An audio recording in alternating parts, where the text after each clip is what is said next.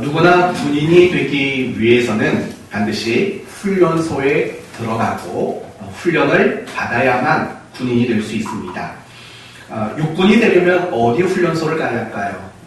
육군 훈련소를 가야 합니다. 공군이 되려면 공군 훈련소를 가야 하지요. 해군이 되려면 해군 훈련소를 가야 합니다. 그 훈련을 받는 기간은 참 힘들고 고됩니다. 그러나 훈련을 마치지 못하면 군인이 될 수가 없습니다. 세상 이치도 다 마찬가지인 것 같습니다. 훈련을 받지 않으면 그 사람은 선수가 되지 못합니다. 훈련을 받지 못하면 그 사람은 전문가가 되지 못합니다. 훈련을 받지 못하면 어떤 일이든 적임자가 될 수 없습니다. 훈련을 받지 않으면 무슨 일이든 잘할 수가 없습니다. 신앙생활도 마찬가지인 겁니다. 신앙의 훈련을 받지 않으면 신앙이 좋아질 수 없고 또 신앙생활을 잘할 수 없게 되는 겁니다. 그렇기 때문에 모든 그리스도인들은 반드시 신앙의 훈련이라는 것을 받아야 마땅한 것입니다. 오늘 본문 역시 사도 바울이 고린도 교회 성도들을 향해서 신앙의 훈련을 해야 한다라고 이야기하면서 내 자신도 신앙의 훈련을 놓치지 않고 늘 훈련하고 있다라고 이야기하고 있는 본문입니다. 그러므로 오늘 말씀을 통해서 신앙의 훈련이 필요한 이유가 무엇이며 우리가 훈련을 받을 때 얻을 수 있는 유익이 무엇이며 더 나아가서 과연 신앙의 훈련이 무엇이며 이 훈련을 효과적으로 만들기 위한 방법들은 무엇인가? 결국 신앙의 훈련에 대한 이야기를 오늘 함께 나누려고 합니다. 오늘 이 설교를 통해서 여러분에게 바라고 또 기대하는 것은 여러분이 신앙의 훈련을 받기로 다짐하는 것, 신앙의 훈련에 동참하기를 소원하는 마음을 갖는 것, 이것이 여러분을 향한 제 바람이고 기대입니다. 그래서 오늘 여러분 말씀을 통해서 신앙의 훈련을 다시 한번 잘 다짐하는 그런 시간이 되었으면 좋겠습니다. 오늘 본문을 보면은요, 바울이 고린도 교회 성도들을 향해서 두 종류의 운동선수에 대한 이야기를 합니다. 먼저 24절을 보시면 어떤 선수에 대한 이야기인 것 같아요? 달리기, 그쵸? 트랙에서 달리는, 누가 더 빨리 달리나 하는 이 달리기 선수에 대한 이야기를 합니다. 25절, 26절을 보시면 또 어떤 종목의 선수를 이야기하는 것 같아요? 25절, 26절. 뭐 다툰다? 향방 없는 것 같지 않는다? 싸우기를, 허공을 치지 않는다? 어떤 선수의 뉘앙스가 좀 느껴지시나요? 권투 선수. 우리 소연이가 라섹 수술을 받더니 영안까지 열렸나봐요. 이건 유머고, 아무튼 맞아요. 권투 선수처럼 보여지는 선수의 이야기를 소개하고 있습니다. 그렇다면 달리기 선수와 권투 선수의 이야기를 소개하는 이유가 뭘까요? 그건 결국 훈련을 강조하기 위함이라는 겁니다. 여러분, 운동선수들이 실력이 좋아지는 방법은 딱 정해져 있어요. 뭘 열심히 받아야 되나요? 훈련을 열심히 받아야 돼요. 그래야 성적이 좋아지고 어떤 대회에 나가든 상을 받을 수 있게 되는 거예요. 그러나 반대로 선수가 훈련을 게으리하거나 훈련을 받지 않으면 실력이 좋아지질 않아요. 뿐만 아니라 대회에 나간다 해도 아무런 상도 받지 못할 것은 너무나도 자명한 사실인 겁니다. 신앙생활도 마찬가지라는 이야기를 하는 거예요. 신앙의 훈련을 하지 않으면 신앙은 결코 좋아지질 않아요. 뿐만 아니라 하나님 앞에 어떤 칭찬과 상을 받을 만한 근거를 갖추지 못하게 된다는 거예요. 그래서 지금 바울이 고린도 교회 성도들에게 달리기 경주 선수와 또 권투 선수에 대한 이야기를 언급하는 것은 실력의 향상을 위해서 또 하나님 앞에 상 받는 자가 되기 위해서는 반드시 훈련이라는 것을 받아야 한다 라는 것을 말하기 위한 목적이라는 겁니다. 그렇다면 왜 바울은 고린도 교회 성도들에게 훈련이라는 이야기를 말하고 있을까요? 왜 신앙의 훈련을 받아야 한다라고 지금 강조하고 있을까요? 이유는 간단합니다. 만약에 그들이 신앙의 훈련을 잘 받고 있었다면 이 훈련에 대한 이야기를 하지 않았을 겁니다. 그러나 고린도 교회 성도들은 신앙의 훈련을 소외하고 그거에 대해서 소홀히 여기는 그런 모습을 보였기 때문입니다. 그렇다면 훈련이라는 것이 너무나도 당연하고 너무나도 마땅한 일인데도 불구하고 고린도 교회 성도들이 훈련을 소홀히 여긴 이유는 뭘까요? 너무 간단한 겁니다. 그 이유는 더 이상 훈련을 받지 않아도 된다라는 착각 때문인 거죠. 뭐 예를 들면 이런 거죠. 달리기 선수가 결승전에 도착했다. 금메달을 받았다. 그럼 더 이상 무슨 훈련이 필요하겠습니까? 바로 그 이야기를 하는 겁니다.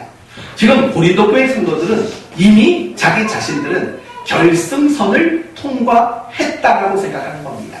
이미 자기는 상대방을 쓰러뜨려서 이겼다라고 생각을 했다라는 겁니다. 이걸 다시 신앙적인 관점으로 바꿔서 말하면 이런 말인 거죠. 자신들의 신앙은 완전하다. 나는 구원을 완성했다. 나는 나의 신앙의 원수를 쓰러뜨렸다. 나는 신앙이 완전하고 나는 신앙이 너무 좋다. 이런 식의 착각을 고린도 교회 성도들이 가지고 있었기 때문이라는 겁니다. 그래서 여러분 고린도전서 10장 12절을 보시면 이런 말이 등장합니다. 그런즉 뭐 한 줄로 생각하는 자는 선줄로 생각하는 자는. 그러니까 이 말은 이미 고린도 교회 성도들은 자기 자신이 시상대 위에 선줄로 여겼다라는 겁니다. 이미 자기는 상대편을 링 위에 쓰러뜨리고 두 손을 들고 환호하고 있듯 그렇게 선줄로 여겼다라는 겁니다. 그러니까 그들은 신앙의 훈련을 받을 만한 이유가 전혀 없었던 거지요. 그러나 사도 바울이 보기에는 그들은 여전히 신앙의 훈련을 받아야 할 사람들이었던 겁니다. 왜냐하면 그들 안에는 신앙의 완전함이 없었기 때문이고 무엇보다도 그들의 구원이 아직 완성되어 있지 않기 때문입니다. 그 증거가 무엇입니까? 고린도 교회 성도들 안에 나타난 다양한 방탕함의 모습이 나타나고 있는 거죠. 방탕이 뭐죠? 김효선 집사님?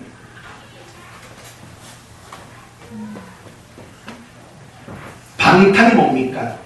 제가 왜 김효선 집사님에게 물어봤을까요? 예전에 제가 이걸 질문했을 때 이렇게 대답을 한 적이 있습니다. 방에서 탕수육 먹는 거예요.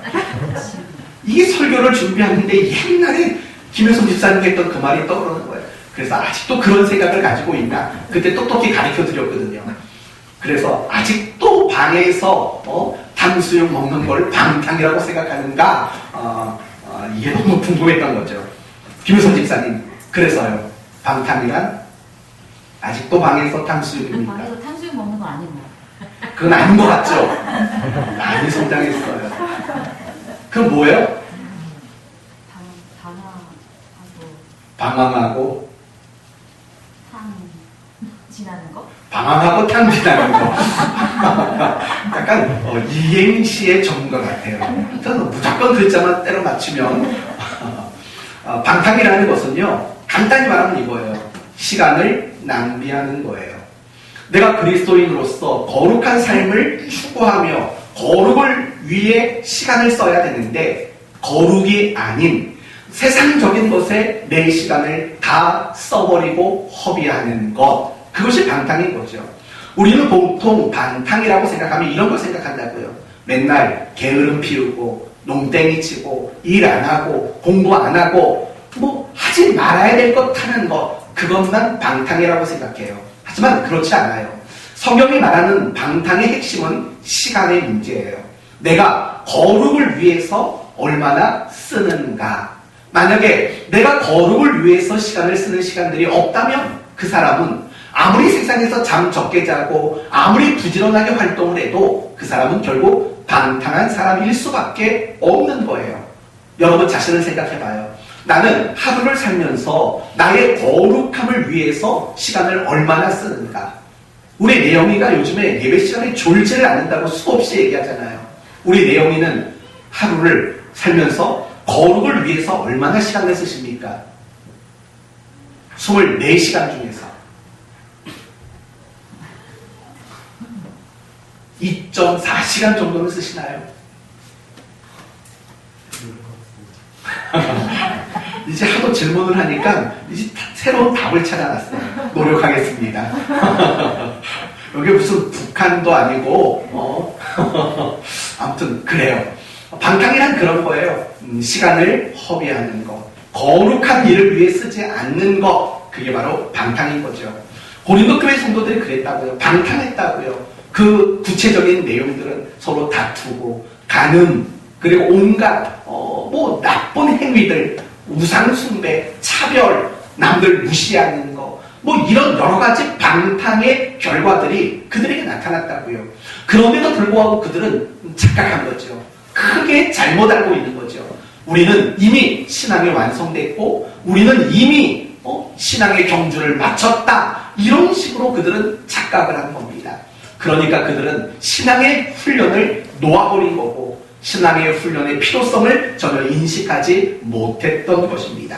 사랑하는 성도 여러분, 그러면 우리에게는 신앙의 훈련이 필요할까요? 필요하지 않을까요? 당연히 신앙의 훈련이 필요합니다. 이유는 간단합니다. 아직 우리의 신앙은 완전하지 않습니다. 아직 우리는 구원이 완성되지 않았습니다. 물론 우리의 구원은 완성될 것이 분명합니다. 그러나 우리는 아직과 이미라는 그 사이에 우리의 구원에 위치하고 있다는 사실을 잊지 말아야 합니다. 우리는 얼마나 연약한지 모릅니다. 우리는 얼마나 부족한지 모릅니다. 그래서 늘 넘어지고, 그래서 늘 죄짓고, 늘 그래서 유혹에 흔들리는 이런 삶을 우리는 끊임없이 살아가고 있는 겁니다. 그러한 우리의 모습만 보아도 우리는 아직 신앙이 완성된 게 아닙니다. 아직 부족한 게 많고 아직도 갈 길이 먼 게 우리의 신앙의 현주소 아니겠습니까? 그렇다면 우리에게는 당연히 신앙의 훈련이라는 것이 너무나도 필요하다라는 겁니다. 그런데요, 여기서 우리가 한 가지 더 알아야 할 것이 있어요. 그건 뭐냐면 신앙이란 저절로 자라지 않는다라는 거예요. 자고 일어나면 자라지 않고 5년, 10년, 20년이 지난다고 해서 신앙이 저절로 자라는 것은 아니라는 거예요. 신앙의 연수가 오래되고 신앙의 어떤 경험들이 많다고 해서 신앙이 그렇게 쉽게 저절로 자라는 게 아니라는 거예요. 운동도 마찬가지예요, 여러분. 운동 좋아하시나요? 운동은요, 정말 이게 쉽게 안 늘어요. 운동이 늘질 않아요. 운동은요, 시간이 지난다고 해서 무조건 되는 게 아니에요. 운동이란 하루하루 노력과 훈련이 쌓아져야지만 실력이 느는 게 사실은 운동 아니겠습니까? 신앙생활도 마찬가지예요. 내 신앙의 실력이 향상되고 내 신앙이 더 나아지기 위해서는 반드시 훈련이라는 것이 필요하다고요. 하루아침에 이루어지는 일이 아니라는 거예요. 아브라함을 보십시오. 그 사람이 믿음의 조상이라는 그 칭함을 듣기까지 적어도 25년, 30년 그 이상의 시간의 훈련이 필요했다는 것을 여러분 알고 있지 않습니까? 야곱을 보십시오. 야곱이라는 사람의 이름이 새롭게 바뀌었어요. 바뀐 이름이 뭐죠? 이스라엘이라는 이름으로 바뀌었다고요. 그가 이름이 바뀌기까지 최소한 20년 이상의 시간이 걸렸다는 것도 여러분 알고 있지 않습니까? 적어도 20년이 넘는 그 훈련의 시간들이 있었던 거예요. 요셉도 마찬가지예요. 하나님이 모든 것을 선하게 간섭하시고 일하셨구나. 이거 깨닫는데 요셉도 역시 20년이 넘는 시간과 훈련이 그에게 필요했다라는 거예요. 어디 그뿐입니까? 이스라엘이 하나님 백성다워지기 위해서 광야에서 몇 년을 훈련받았죠? 40년을 훈련받았어요. 그리고 그 훈련이 효과가 바닥이 나니까 나중에 바벨론에 가서 몇 년을 더 훈련받았죠? 70년이라는 세월을 더 훈련을 받아야 했다는 거예요. 예수님의 제자들 12명이나 또 사도 바울을 보시면 그들이 제자로 부름받고 주님을 만난 이후에 적어도 3년 이상의 훈련의 시간들이 있었다는 것 또한 잘 알고 있을 거예요. 오직 훈련을 받은 만큼 우리의 신앙은 성장해요. 그리고 우리가 훈련을 받은 그 훈련의 강도와 그 수준만큼 우리의 신앙은 성장하게 되어 있다는 거예요. 그래서 하나님은요, 우리의 신앙은 오직 훈련이라는 것 말고는 성장할 길이 없다는 것을 아셔요. 그래서 하나님은 다양한 방법을 가지고 우리를 훈련시키시는 하나님이라는 것을 잊지 말아야 되는 거예요. 그렇다면 이건 굉장히 쉬운 질문이니까 잘 듣고 대답해 보세요.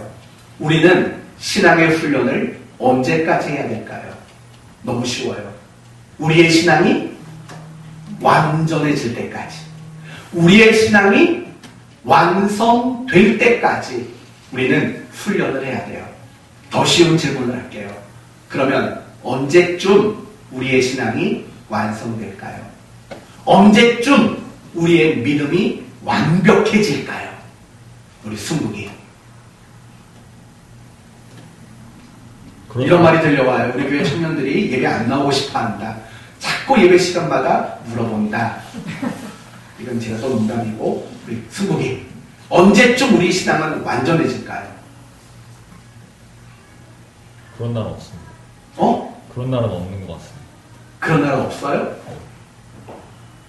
우리 은하. 언제쯤 우리의 신앙은 완전해질까요? 언제쯤 우리의 믿음이 완전해질까요?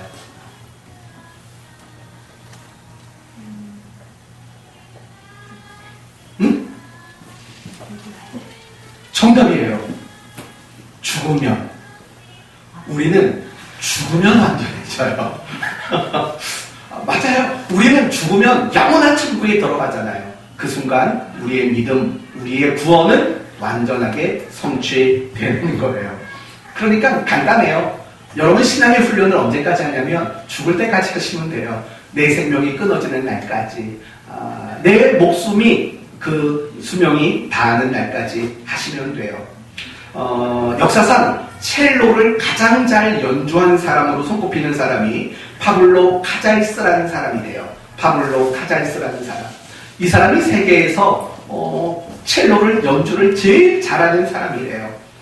이 사람은 하루에 연습을 몇 시간씩 했을까요? 6시간씩 했답니다. 연습을 하루에 6시간. 그가 최고의 자리에 올라왔는데도 6시간씩 연습을 했대요. 어느 날 누가 찾아와서 그런 말 했대요. 선생님, 이 세상에서 선생님이 가장 연주를 잘하시는데 왜 6시간씩이나 연습을 하십니까? 라고 얘기를 했대요. 이 말을 듣고 카잘스가 이렇게 말했다지요. 전 아직도 완전하지 않습니다. 그리고 하루에 6시간씩 연습을 하다 보면 내 실력이 더 좋아지는 것을 느낍니다. 그래서 저는요, 연습하는 걸 포기할 수 없습니다. 라고 얘기를 했대요. 그런데 더 놀라운 것은 이 대화가, 이 카잘스가 몇 살 때 한 대화였냐면 96살에 했던 대화입니다. 96살에 그 이야기를 했대요. 그리고 2년 뒤에 죽었대요. 여러분, 90이 넘는 할아버지가 하루에 6시간씩 자신의 그 첼로 실력을 완성하기 위해서 그렇게 노력을 했다고 합니다. 사실은 그 신앙의 모습이, 그런 노력의 모습이, 훈련의 모습이 사실은 우리의 모습인 거죠. 신앙 훈련의 끝은 없어요. 죽으면 끝나는 거예요. 그때까지는 우리 모두는 신앙의 훈련을 받아야 마땅하다라는 거예요. 사랑하는 성도 여러분, 신앙의 훈련을 끊임없이 받는 자들이 되어야 돼요. 그러면 우리가 훈련을 받으면 얻게 되는 유익이란 뭘까요? 도대체 어떤 유익을 얻을까요? 바로 이런 유익이에요. 자유라는 유익을 얻게 돼요. 자유. 이 점을 운동선수의 경우로 한번 예를 들어볼게요. 여러분 세계에서 피겨 스케이팅을 제일 잘했던 우리나라 사람이 누구죠? 김연아 선수예요. 여러분 스케이트 탈 줄 아세요? 네, 못 타요. 저도 못 타요. 옛날에 우리 초등부 아이들 데리고 그런 거 하러 참 많이 다녔어요. 가보면은요, 겨우 얼음판 위에 서 있는 게 전부예요. 그러나 김연아 선수를 보세요. 그분은 얼음판에 서 있는 게 아니에요. 얼음판을 정말 쏜살같이 달리기도 하고 심지어는 회전을 해요. 공중에서 2바퀴, 3바퀴 막 돌아요. 그런데도 얼굴에는 웃음을 잃지 않아요. 그 말도 안 되는 걸 하면서도 그냥 얼굴에 그 몸짓 하나하나에 감정을 싣고 어떤 표현과 어떤 연기를 하는 그런 모습을 보게 돼요. 우리 같으면 그냥 다리에 힘 꼭 주고 바들바들거리면서 이 얼음판 위에 겨우겨우 서 있기밖에 못할 거예요. 우리는 얼음판에서 자유로울 수가 없어요. 그러나 김연아 선수는 얼음판에서도 굉장히 자유롭다고요. 왜 김연아 선수가 얼음판에서 그렇게 자유로울 수 있었을까요? 이유는 하나밖에 없어요. 뭐죠? 훈련이죠. 그쵸? 훈련이에요. 정말 쉬지 않고 끊임없이 했던 그 훈련의 결과가 그 얼음판 위에서의 자유함이라는 거예요. 여러분, 우리나라에서 제일 축구 잘한다는 사람이 누굽니까? 누구죠? 검사님 깜짝 놀랐어요. 박지성. 네, 박지성 축구 엄청 잘하죠. 근데 은퇴했으니까 은퇴 안 한 사람 중에서 제일 저는 차분 끝내기 하실 줄 알았는데 네, 신세대십니다. 현역 중에서 제일 잘하는 사람이 누구죠? 손흥민. 그쵸? 손흥민 선수가 제일 잘합니다. 막 수비수가 막 몇 명이 있어도요, 그 사이를 파헤치고 들어가서 왼발이든 오른발이든 슛을 쏘고 골을 만들어내요. 그 수비수들이 있는데도 어떻게 그렇게 잘 요리조리 피해갈까요? 공을 어떻게 그렇게 자유롭게 다룰 수 있을까요? 무슨 결과일까요? 훈련의 결과입니다. 여러분, 손흥민 선수는 원래 오른발잡이래요. 오른발잡이. 그런데 손흥민 선수의 아빠가 손흥민을 훈련시킬 때 양발을 써야 된다. 그래야지 더 실력 있는 선수가 될 수 있다. 얘기를 하고 훈련을 시켰대요. 어떻게 훈련을 시켰냐면 모든 것을 왼발에 집중하는 훈련을 했대요. 이런 훈련까지 했대요. 그러니까 오른발의 감각과 힘처럼 왼발을 만들기 위해서요, 양말을 신어도 항상 왼쪽 양말부터 신었대요. 신발을 신어도 왼쪽 신발을 먼저 신고, 바지를 입어도 왼쪽 발을 항상 먼저 집어넣었대요. 그리고 이건 좀 웃기는 얘기지만 경기 때 그라운드에 나가잖아요. 그라운드에 첫 발을 딛는 발도 항상 왼발로 했대요. 그러니까 그럴 정도로 왼발의 힘과 감각을 키우는 훈련을 했다는 거예요. 더 놀라운 것은 손흥민이가 축구 선수가 된 이후로 단 하루도 훈련을 걸러본 적이 없었대요. 그 아버지가 그렇게 혹독하게 훈련을 시켰대요. 여러분, 그 훈련의 결과는 공을 자유롭게 다뤄요. 정말 자유롭게 다뤄요. 앞에 그 공을 뺏으려는 사람이 있어도 정말 그 공을 자유롭게 다루니까 그 수비수를 피해가고 골을 만들 수 있었다는 거죠. 자유를 얻어요. 자유를 얻는다고요. 신앙도 마찬가지인 거예요. 우리가 신앙의 훈련을 하면 얻게 되는 게 뭐냐면 바로 이 자유를 얻게 돼요. 자유. 어떤 사람은 신앙의 훈련을 하면 복을 받는다라고 말하는 사람이 있어요. 저는 그건 중요한 얘기라고 생각하지 않아요. 또 어떤 사람은 신앙의 훈련을 하면 남들이 못 보는 걸 보는 눈을 갖게 된대요. 그것도 저는 중요하다고 생각 안 들어요. 정말 신앙의 훈련을 해서 얻을 수 있는 최고의 가치는 결국은 자유라는 거예요. 자유. 그렇다면 여러분은 자유가 뭐라고 생각하십니까? 여러분이 생각하는 자유와 성경이 말하는 자유는 많이 다를 거예요. 보통 우리가 생각하는 자유는 말 그대로, 내 마음대로, 내가 하고 싶은 대로 사는 걸 자유라고 생각해요. 그러나 성경이 말하는 자유는 크게 두 가지인 거예요. 첫째는 죄로부터 자유예요. 어떤 죄의 유혹이 찾아와요. 그 유혹을 자유롭게 피해갈 수 있고 이겨낼 수 있는 걸 자유라고 말해요. 두 번째는요, 하나님 뜻에 대한 순종의 자유를 말해요. 여러분, 세상 사람들을 보세요. 세상 사람들은 사실은 죄에 대한 자유가 없어요. 또 세상 사람들은 하나님 뜻대로 순종하는 거에 대한 자유가 없다고요. 그렇죠? 우리가 보편적으로 알고 있는 자유라는 것은 뭐냐면 마음대로 사는 거예요. 그렇다면 그 기준으로 보면 결국에는 뭐냐면 세상 사람들은 자유예요. 우리는 자유롭지가 못해요. 왜냐하면 우리는 내가 신자이기 때문에, 내가 그리스도인이기 때문에 하지 못하는 것들이 세상 사람들보다 훨씬 많기 때문에 그래요. 우리는 남 욕 안 하잖아요. 그렇죠? 우리는 남 비난 안 하잖아요. 그렇죠? 우리는 술, 담배에 찌들어 살지 않잖아요. 그렇죠? 우리는 어디 나쁜 데 가지 않잖아요. 그렇죠? 우리는 사기 쳐먹지 않잖아요. 그렇죠? 와, 그거 봐요. 우리는 못하는 게 많아요. 근데 우리는 자유가 있어요. 아, 이건 죄구나. 이건 안 되는 거구나. 안 해야지. 할 수 있는 자유. 아, 이게 하나님 뜻이구나. 이렇게 살아야지. 할 수 있는 자유가 우리에게 있다고요. 여러분, 우리가 신앙의 훈련을 받으면 받을수록 이 자유가 커지는 거예요. 많은 달콤한 유혹이 찾아와도요, 그 유혹을 거절할 수 있는 자유를 얻게 돼요. 그리고 하나님 뜻이라면 내가 그 뜻대로 순종하겠다라는 자유가 생기는 거예요. 어떤 고난이 있고 어떤 시련이 와도 눌리지 않아요. 얽매이지 않는다고요. 어떤 고난과 시련 앞에서도 참다운 자유를 우리는 얻을 수 있게 되는 거예요. 이게 바로 신앙의 훈련이 우리에게 가져다주는 가장 큰 유익이라는 겁니다. 이제 여러분이 물어볼 거예요. 대답은 꼭 해주셔야 돼요. 여러분, 우리에게 신앙이 필요하다는 사실을 인정하십니까? 하나 더요.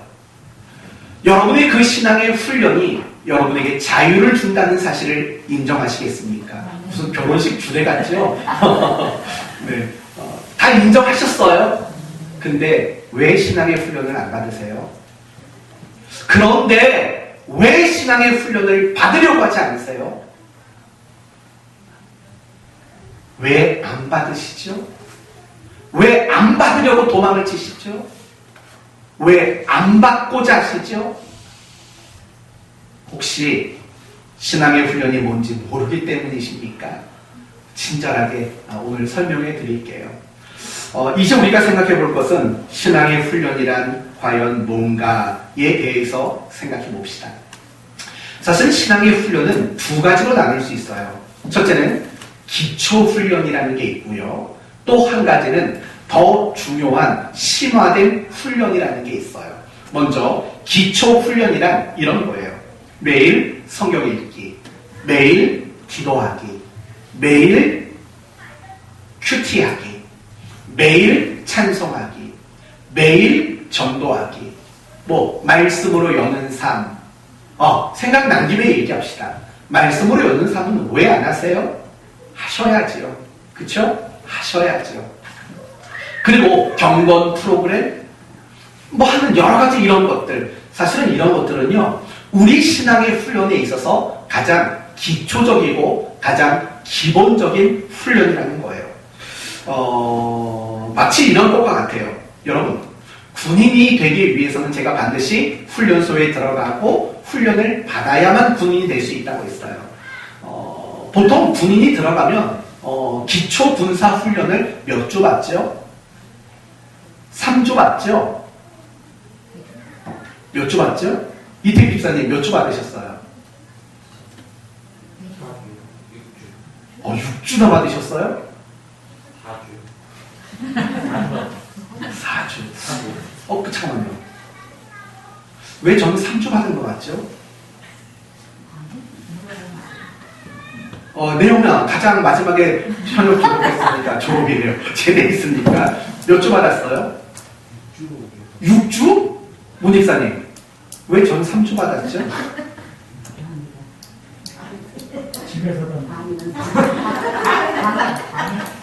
강도사님 왜 이렇게 지혜로우세요? 대번에 방위래요. 네, 저 방위예요. 네, 집에서 다녔어요. 3주인가? 훈련하고 나와서 남들은 부모님이 와서 이등병 계급장을 달아주는데 저는 제가 달고 퇴근하고 집에 왔어요. 아무튼 훈련을 받는다고요. 근데 여러분 처음 훈련소에 입소해서 뭐 3주든 4주든 6주든 이TV 집사님은 왜 4주죠 그러면? 정상적인 거 아니죠? 아니죠. 어쩐지 이게 같은 냄새가 나더라고요 저랑. 계속 왜 4주지? 남들은 6주라는데. 네. 강보사님 아들이 방위병이셨답니다. 네, 아무튼 다시 아무튼 3주든 6주든 훈련을 받는다고요. 그 훈련이 군인이 받아야 할 훈련의 전부일까요? 아닐까요? 아니잖아요. 훈련소에 입소해서 받게 되는 그냥 6주로 할게요. 저는 6주의 훈련은요. 앞으로 군 생활하면서 받게 되는 훈련들이 있잖아요. 뭐 여러 가지 뭐 전수 훈련이며 여러 작전 훈련이며 이런 것들을 받기 위한 더 중요한 훈련을 받기 위한 기초 훈련에 불과하다는 거예요. 그렇죠? 바로 이런 것들이에요. 우리가 신앙의 훈련이란 크게 이 두 가지가 있는 거예요. 매일 성경 보고 기도하고 매일 경건 생활하는 가장 기초적이고 가장 기본적인 훈련이 있고 그걸 근거로 또 받아야 되는 훈련이 있다는 거예요. 더 중요한 훈련이 있다는 거죠. 그렇다면 여러분은 가장 기초적인 이 훈련은 지금 하고 있나? 이것부터 먼저 생각해 봐야 되지 않을까요?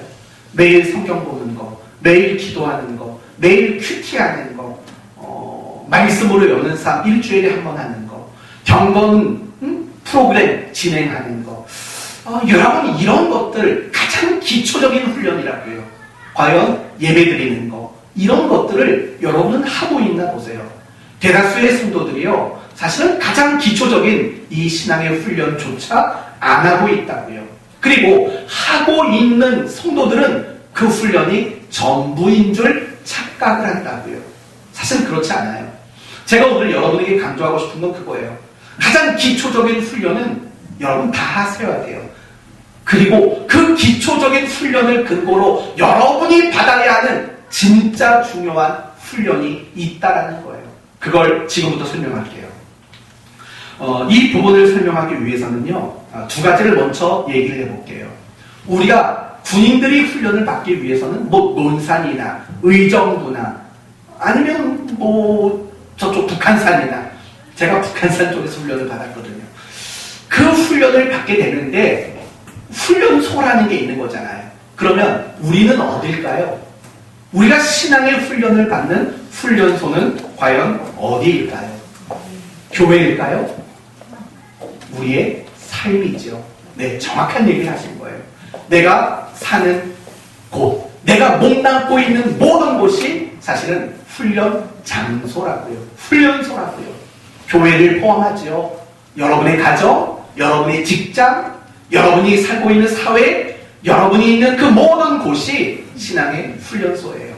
그러면 여러분 군인들이 훈련소에 입소하면 1주차 기억도 안 나요. 전 짧아서. 아무튼 1주차 요즘에는 1주차가 정신교육인가요? 그쵸? 그리고 2주차 하면 무슨 이게 걷는 거 있잖아요. 이걸 뭐라고 부르죠? 문집사님, 장교였으니까. 이 걷는 걸 뭐라고 그러죠? 제식훈련. 맞아요. 이거 제식훈련 하다 보면은요, 세상에서 똑똑했던 사람들도 다 맹꽁이가 될 때가 많아요. 오른발 나가면 어느 손이 나가야 되죠? 왼손이 나가야죠. 오른발 나갈 때. 아닌가? 맞죠? 오른발이 나가면 왼손이 나가야 되는데요. 오른발 나갈 때 오른손 나가는 친구들이 얼마나 많은지 몰라요. 참 그게 이해가 안 가요. 막 좌로 돌아, 우로 돌아, 막 그러면은요, 왼쪽, 오른쪽도 헷갈리는 군인들이요, 굉장히 많아요. 내용이 너 그랬지? 안 그랬어요? 아무튼 그렇다고요. 제가 왜 이런 얘기를 갑자기 꺼냈죠? 프로그램, 맞아요. 그리고 뭐 3주차 되면은 사격이라는 것도 하고, 뭐 4주차 되면은요, 뭐지요? 이게 쫙 산꼭대기까지 올라가면서 막 한 단계씩 거쳐가는 거 있잖아요. 각계전투. 역시 사람은 훈련하고 배워야 돼요.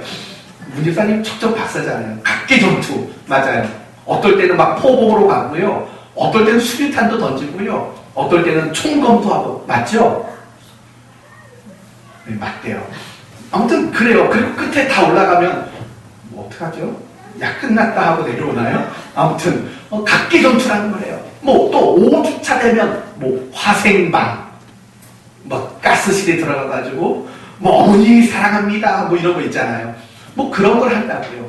그리고 뭐 그 다음 주자 되면은 뭐 또 다른 걸 하겠지요.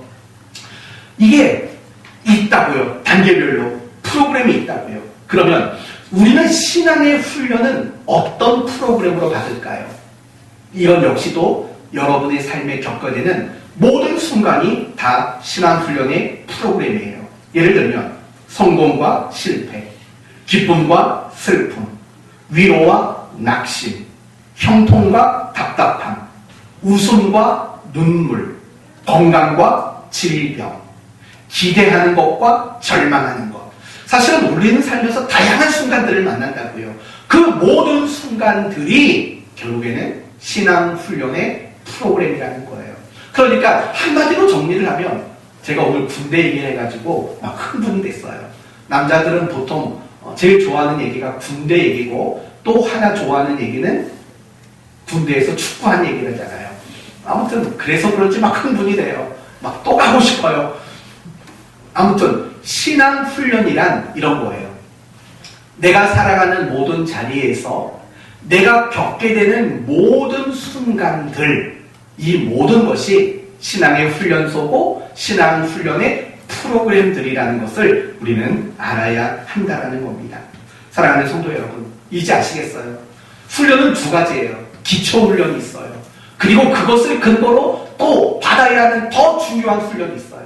기초훈련은 여러분이 개인적으로 매일매일 해야 되는 경건 생활을 말하는 거고, 또 더 중요한 훈련이라는 것은 그 경건 생활을 근거로 내 삶에서 실천하고 살아내는 훈련, 그것이 바로 더 중요한 신앙의 훈련이라는 거예요. 우리는 이 두 가지 훈련을 받아야 돼요. 이 두 가지 훈련을 받아야 된다고요. 경건 훈련, 그 기초 훈련을 받아야 되고, 더 중요한 삶의 훈련을 우리 모두는 받아야 마땅하다라는 거예요. 그런데 이상한 것은 이런 거예요. 우리는 스스로 이런 생각을 해요. 목사님, 저는 신앙의 훈련을 잘 받고 있는 것 같은데 왜 신앙이 좋아지지 않을까요? 왜 저는 신앙으로 인한 어떤 이 자유를 저는 왜 누리지 못할까요? 라고 물을 거예요. 그렇다면 저는 여러분에게 두 가지를 언급해 드릴 수 있어요. 첫째는 여러분이 삶의 훈련을 받지 않기 때문인 거예요. 내가 나름대로 신앙의 훈련을 한다고 말하지만 그게 기초 훈련에 불과하기 때문이죠. 혼자 열심히 성경 보고 혼자 열심히 기도하고 혼자 열심히 예배 나오는 기초 훈련만 받는 거예요. 신앙이 좋아지지 않는 이유는 다 여기에 있어요. 무슨 말이냐면 내가 신앙의 훈련을 받는 장소를 교회 안으로만, 내 집으로만 그렇게 국한시키기 때문이라는 거예요. 여러분, 바리새인과 서기관들을 잘 아시죠? 그들은 특별한 신분과 특별한 위치에 있었던 사람들이에요. 신앙적으로요. 그러나 그들은 신앙이 좋지 못했어요. 그들은 주님께 신앙이 좋다라는 칭찬을 받지를 못했다고요. 그리고 그들은 신앙의 자유를 누리지 못했어요. 이유가 뭔지 아세요? 그들은 신앙의 훈련을 받는 장소를 성전으로만 국한시켰기 때문이에요. 이걸 다르게 말해볼게요. 여러분, 학생이 학교에서만 공부해요. 요리를 배우는 사람이 요리 학원에서만 요리를 해요. 그럼 물을게요. 학교에서만 공부하고 요리 학원에서만 요리를 해봐요. 실력이 좋아질까요? 아니요. 좋아질래야 좋아질 수가 없는 거예요. 그런데 그 모습이 학생이 학교에서만 공부하는 그 모습이 딱 우리의 모습이라는 거예요. 우리는 늘 교회 가면 성경을 봐요. 기도해요. 찬송 드려요. 예배 드려요. 봉사도 하고 뭔가 해요. 그런데 집이 아니고서는 하는 게 없어요. 내 삶의 자리에서 정말 신앙의 훈련을 받아야죠. 근데 그건 안 한다고요. 고작 교회에서 하는 것을 신앙의 훈련의 전부로 여기는 거예요. 그러니까 어떻게 우리의 신앙이 좋아질 수 있겠어요? 이 문제 때문이에요. 두 번째 문제는 뭐냐면 신앙의 훈련을 받는 자세의 문제예요. 자세의 문제. 여러분의 이해를 돕기 위해서 한번 물어볼게요. 책상에 3시간 앉아있는 사람과 1시간 앉아있는 사람 중에 누가 공부를 더 잘할까요? 3시간 앉아있는 사람, 1시간 앉아있는 사람, 누가 더 공부를 잘할까요? 꼭 3시간 앉은 사람이 더 잘한다라고 말할 수 있을까요? 사실 그렇지 않아요. 어떨 때는요, 1시간만 앉아있어도 3시간 앉아있는 사람보다 공부의 효율이 더 높은 경우들이 얼마든지 있어요. 공부 얘기하니까 실감이 안 나면 다른 걸로 바꿀게요. 다이어트로 얘기해 봅시다. 다이어트를 2달 한 사람과 1달 한 사람 중에서 누가 더 효과를 볼까요? 2달 한 사람과 1달 한 사람. 누가 더 효과를 볼까요? 2달 한 사람이요? 아니요. 1달 한 사람이 더 많은 효과를 볼 수도 있는 거예요. 제가 여러분에게 이런 말을 드리는 이유는 간단한 거예요. 내가 신앙생활을, 내가 신앙의 훈련을 얼마나 많이 했느냐, 이게 중요한 게 아니에요.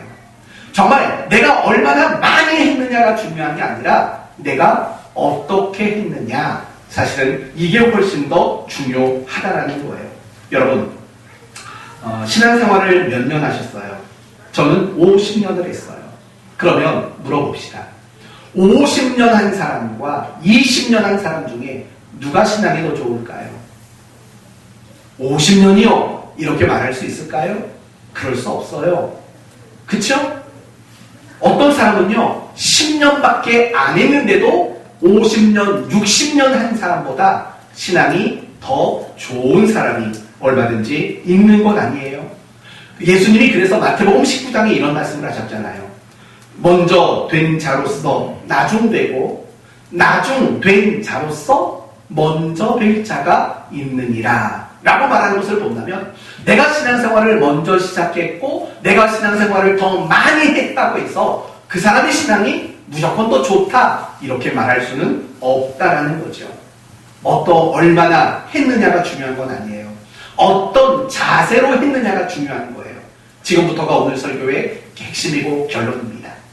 신앙의 훈련에 있어서 가장 중요한 것은 뭐냐면 2가지 자세예요. 첫째는 하나님을 갈망하는 자세예요. 하나님을 갈망하는 자세. 여러분, 하나님을 갈망하는 게 신앙 훈련의 핵심이에요. 반대로 말하면 하나님을 갈망하는 마음이 없으면 그 사람이 뭘 해도 그건 신앙의 훈련이 되지를 못해요. 그렇다면 우리가 알아야 될 게 뭘까요? 하나님을 갈망한다는 것은 도대체 뭔가, 이걸 알아야죠. 하나님을 갈망한다는 건 도대체 뭘까요? 하나님을 갈망하는 거, 오 주여, 이건가요? 아니죠. 하나님을 갈망한다라는 말은 이런 뜻이 있는 거예요. 하나님의 뜻이 무엇인지, 그리고 더 나가서 하나님이 나에게 바라고 원하는 것은 무엇인지를 알고자 하는 갈급함, 이것이 바로 갈망인 거죠. 하나님을 갈망한다라는 말의 뜻인 거예요. 이걸 더 구체적으로 세부적으로 말하면 이런 뜻이에요. 아까 신앙의 훈련이란 뭐라고 했어요? 내가 살아가는 그 자리에서 내가 겪는 모든 것들이 신앙의 훈련이라고 말했어요. 그리고 그것들이 훈련이 되도록 만드는 것은 그 자리에서, 그 순간에서 하나님을 뭐 하는 거예요? 갈망하는 거라고요. 내가 어디에 있어요? 어떤 일을 겪고 있어요? 그 순간 하나님의 뜻이 뭡니까? 하나님이 내게 뭘 말씀하시려는 겁니까? 하나님이 도대체 나에게 바라고 원하는 건 뭡니까? 이걸 알고자 하는 갈급함을 가지는 것. 그게 신앙의 훈련이라는 거예요. 사랑하는 성도 여러분, 성경에 나오는 많은 믿음의 사람들, 그들이 하나님을 갈망했던 사람들이에요. 정말 하나님의 뜻이 뭔지, 이 순간 내가 이걸 겪고 있는데 하나님이 나에게 바라고 원하는 건 뭔지, 이거에 대한 끊임없는 갈구함, 끊임없는 고민, 끊임없는 몸부림, 이게 신앙의 훈련이라고요. 사랑하는 성도 여러분, 여러분은 어떤지 한번 돌아보세요. 하나님을 갈망하고 있는지. 여러분, 지난 일주일 동안 여러분이 그토록 갈망했던 게 뭔가 생각해봐요. 혹시 돈 아니에요? 혹시 돈 아니세요? 아니면 뭔가 재미난 거 아니에요? 어떤 내 욕심 아니에요? 그런 걸 갈망하는 게 훈련이 아니에요. 정말 신앙의 훈련이란 하나님의 뜻을 갈망하는 거예요. 하나님이 나에게 바라고 원하는 것이 뭔가를 알고자 하는 그 간절함이 신앙의 훈련의 핵심이라는 사실을 우리는 잊지 말아야 한다는 거예요. 우리가 매일 성경 읽으면 뭐 할 건데요? 우리가 매일 기도하면 뭐 할 건데요? 우리가 매일 예배 드리면 뭐 할 건데요? 교회 문 밖을 나가면 하나님의 뜻이 뭔지 생각하지도 않고, 내가 겪는 이 순간에 하나님이 나에게 바라고 원하는 게 뭔지도 생각하지도 않고 고민하지도 않는데 뭐 할 건데요? 사랑하는 성도 여러분, 우리는 신앙생활을 훈련이 되도록 만들어야 돼요. 제발 하나님의 뜻을 고민하며 사세요. 제발 하나님이 원하는 게 뭔가를 알려고 하는 마음으로 그렇게 신앙생활을 하세요. 우리가 성경을 보는 것, 우리가 경건 프로그램을 하는 것, 온라인 성경 공부를 하는 것, 우리가 기도하고 예배하는 것, 사실은 이 모든 기초 훈련이 초점하고 있는 것은 뭐냐면 하나님의 뜻인 거예요. 하나님이 나에게 바라고 원하는 것이 무엇인가를 알아가는데 그 초점이 있다고요. 이게 바로 신앙의 훈련인 거예요. 이게 신앙의 훈련이라고요. 여러분의 사고방식 속에서 하나님의 뜻이라는 사고방식이 있는가를 생각해 봐요. 하나님의 뜻이라는 사고방식이 있는가?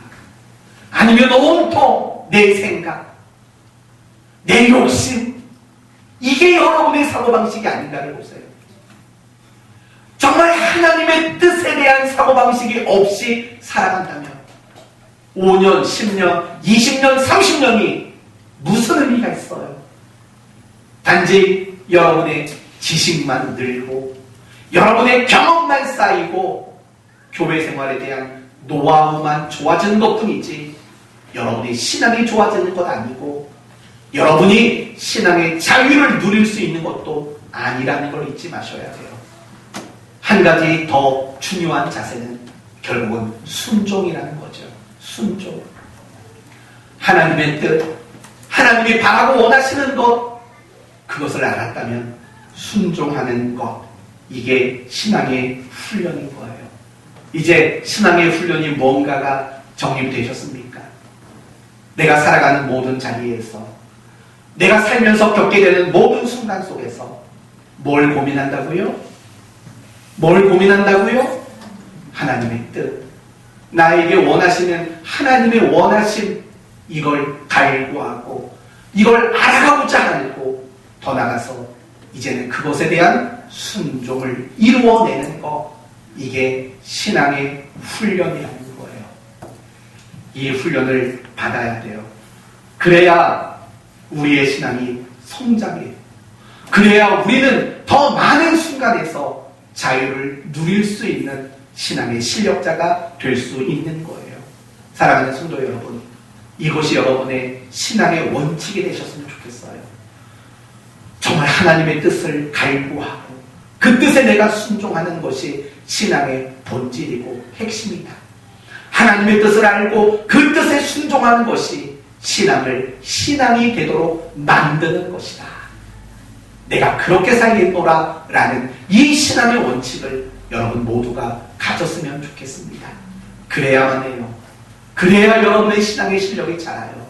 그래야만 여러분이 모든 순간 지금보다 더 평안하고 지금보다 더 모든 염려와 두려움과 괴로움에서 자유할 수 있는 거예요.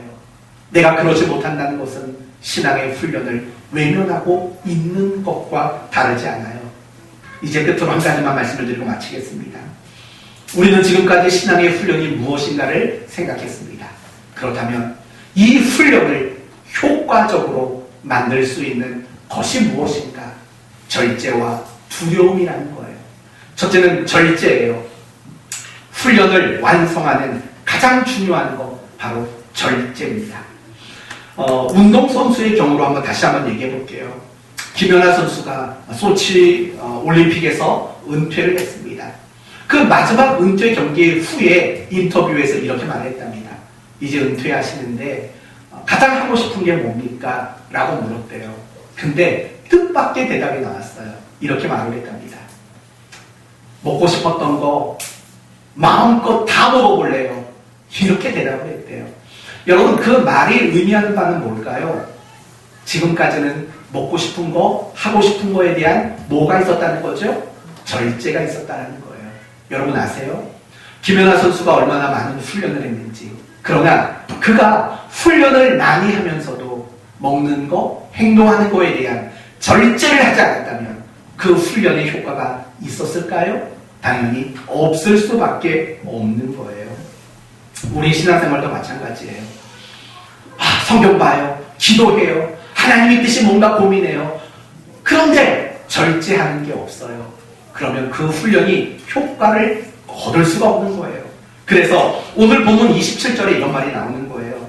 내가 내 몸을 쳐 복종하게 함.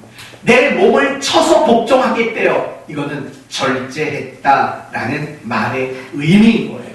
성도 여러분, 여러분이 신앙의 훈련을 망치고 싶지 않으면 절제하셔야 돼요. 절제하셔야 돼요. 말을 절제하세요. 생각을 절제하세요. 행동을 절제하세요. 여러분의 감정도 절제하세요. 여러분의 욕망도 절제하세요. 여러분의 시간도 절제하세요. 때로는 옳은 말, 옳은 일에도 여러분의 절제가 필요해요. 그래야 신앙의 훈련에 효과가 나오는 거죠. 그런데 이렇게 말하실 분도 계세요. 목사님, 절제가 안 돼요. 절제하는 게 너무 힘들어요. 라고 말하실 분도 있어요. 이유가 뭐냐면 하나님께 대한 두려움이 없기 때문이에요. 이제 27절 마지막만 보고 마칠게요. 내가 남에게 전파한 후에 자신이 도리어 버림을 당할까 두려워함이로다. 어떤 사람들은, 무식한 사람들은 이 구절을 이렇게 해석을 해요. 바울이 나중에 구원에서 취소당하고 구원에서 거절당할까 두렵다라는 말로 해석하는 무식한 사람이 있어요. 또 이런 말하면 또 댓글 달리겠죠. 지난주에 그 설교하고 댓글이 달렸다는 거 아십니까? 욕설 담긴 댓글이 달렸어요. 또 무식하다고 말했으니까 또 달릴지도 모르겠죠. 아무튼 그런 거예요. 아니에요. 지금 바울이 두렵다고 말하는 것은 이런 의미의 두려움인 거예요. 하나님 마음을 아프게 할까 두렵다라는 거예요. 또한 하나님께 상받지 못하는 자가 될까봐 두렵다라는 거죠. 결국은 하나님께 대한 두려움이 바울로 하여금 절제를 만든 거예요. 우리의 삶의 절제가 되지 않는 이유는 바로 그거예요. 내가 하나님 마음 아프게 할까 두려워하는 마음, 이 마음 없는 거예요. 내가 정말 하나님을 의식하고 그 하나님을 사랑하면서도 두려워하는 경외를 가지면 우리는 절제할 수 있어요. 그러나 절제가 안 된다는 것은 결국 하나님께 대한 두려움이 없기 때문인 거죠. 두려움은 우리를 절제하게 만들어요. 그리고 절제는 우리의 신앙의 훈련을 효과적으로 만들어주는 거예요. 이제 말씀을 마치겠습니다. 우리는 나름대로 노력을 했지만 아직 연약하고 아직 부족한 게 너무 많은 사람들이에요. 그래서 우리 모두는 신앙의 훈련이 필요해요. 언제까지요? 죽을 때까지. 우리의 생명이 닿을 그 순간까지 신앙의 훈련을 해야 돼요. 기초 훈련은 뭐라고요?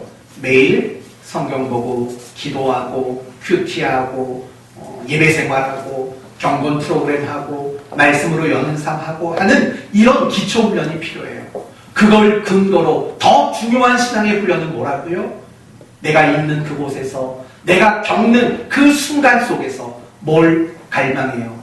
하나님의 뜻을 갈망하고 하나님이 원하시는 게 뭔가를 고민하며 순종하려고 몸부림치는 게 신앙의 훈련이라고 했어요. 이 신앙의 훈련을 잘 감당하려면 뭐가 필요하다고요? 절제가 필요하다고요. 그리고 절제를 하기 위해서 우리에게 필요한 게 뭐라고요? 하나님을 경외하는 마음, 하나님을 두려워하는 그 마음이 필요하다고 했습니다. 저는 여러분 모두가 평생 신앙 훈련을 원칙으로 삼아서 하루하루가 지날 때마다 여러분이 더 자유로운 사람이 됐으면 좋겠어요. 세상으로부터, 유혹으로부터, 세상살이가 가져다주는 괴로움과 슬픔과 답답함으로부터 자유함을 누릴 수 있는 진정한 신앙의 실력자로 자라가는 여러분 되시기를 예수 그리스도의 이름으로 축원드립니다. 아멘.